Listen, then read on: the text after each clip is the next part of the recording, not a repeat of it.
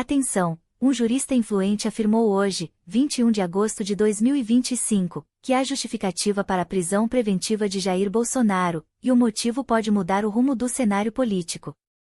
Miguel Reale Júnior, renomado jurista, declarou ao UOL que, diante das evidências apuradas no relatório final da Polícia Federal encaminhado ao STF, o ex-presidente incentivou ações que prejudicam o Brasil, tudo para tentar interferir em seu próprio julgamento e salvar-se do processo.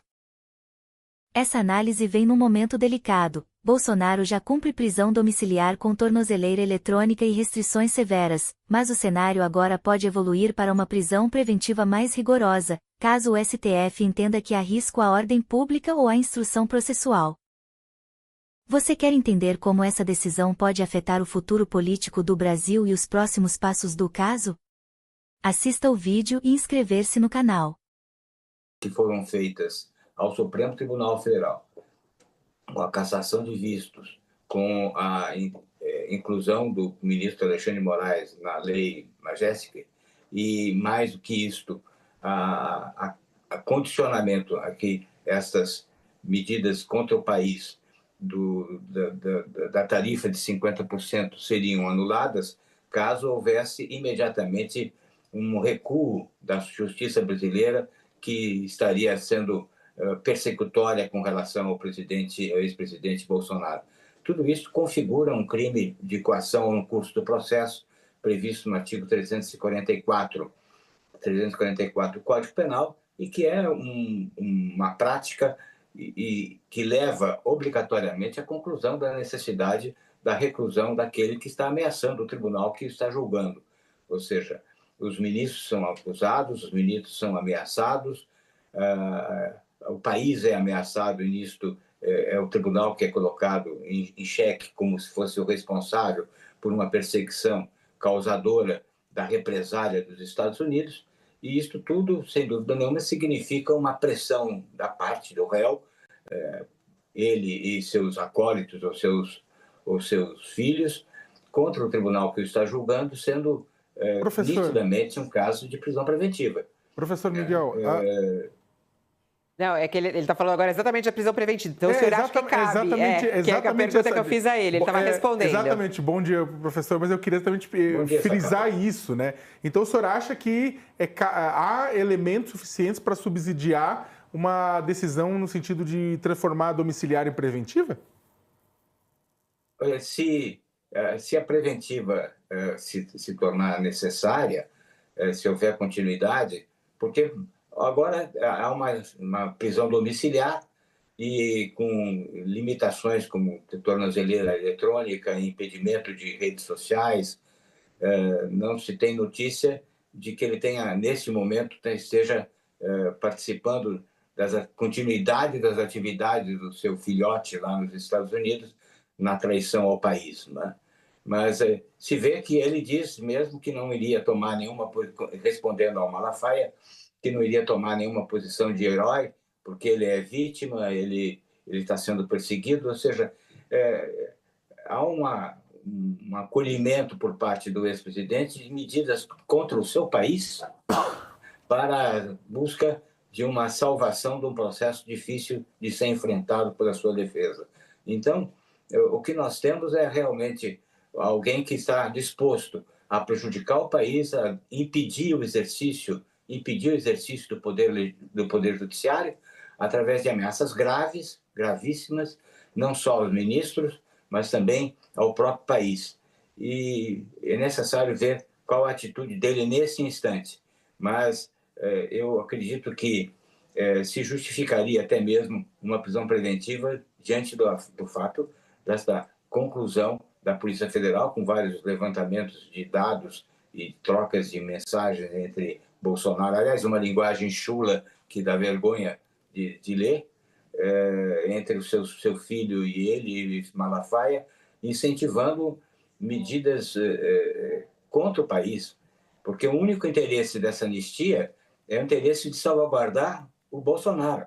Não estão preocupados com todos os outros que participaram, como a infantaria que galopou em direção às sedes dos três poderes. O que interessa e se vê bem isso pela troca de mensagens com com o filhote americano, o Eduardo Bolsonaro, se vê que o interesse único é salvaguardar o pai, o Bolsonaro, e não os seus acólitos ou aqueles que deram continuidade ao golpe que fracassou.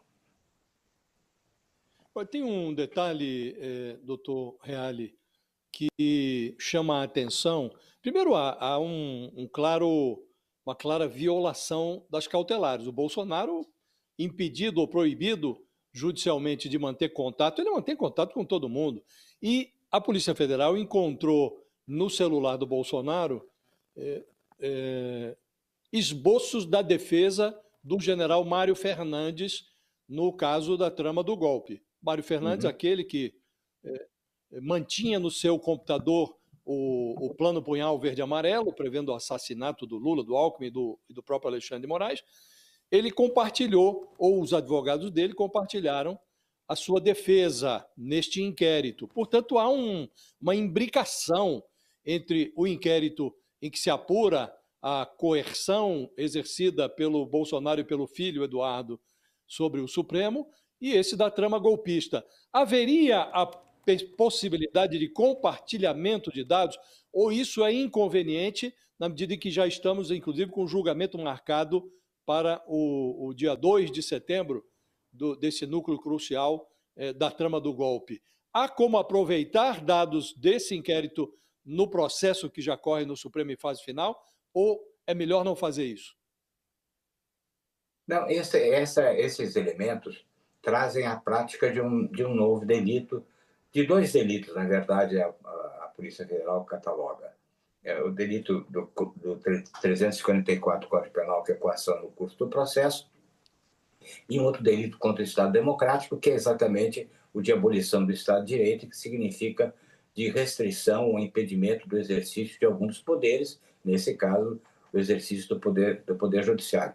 É um outro processo, mas cuja prática revela um desrespeito às medidas cautelares impostas no processo que está em vias de ser julgado a partir do dia 2 de setembro.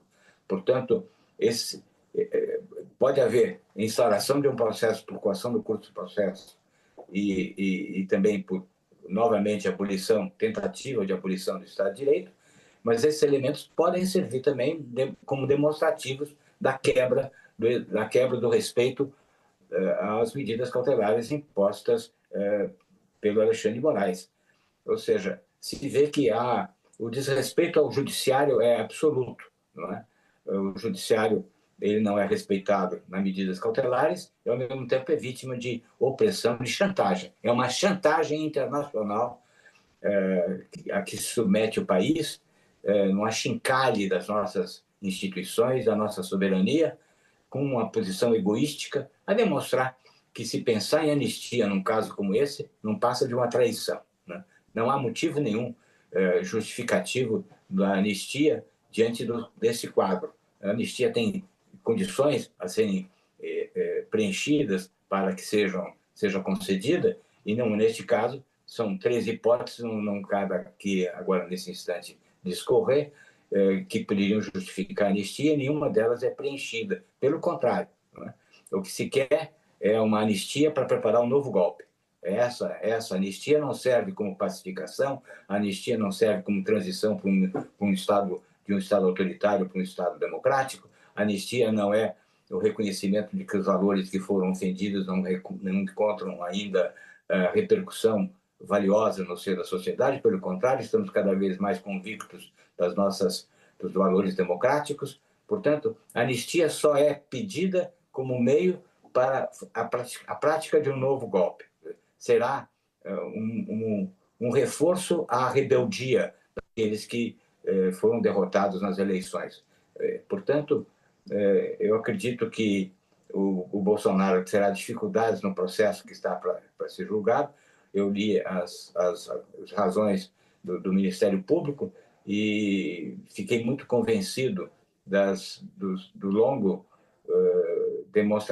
demonstração probatória feita pelo Dr. Paulo Gonet.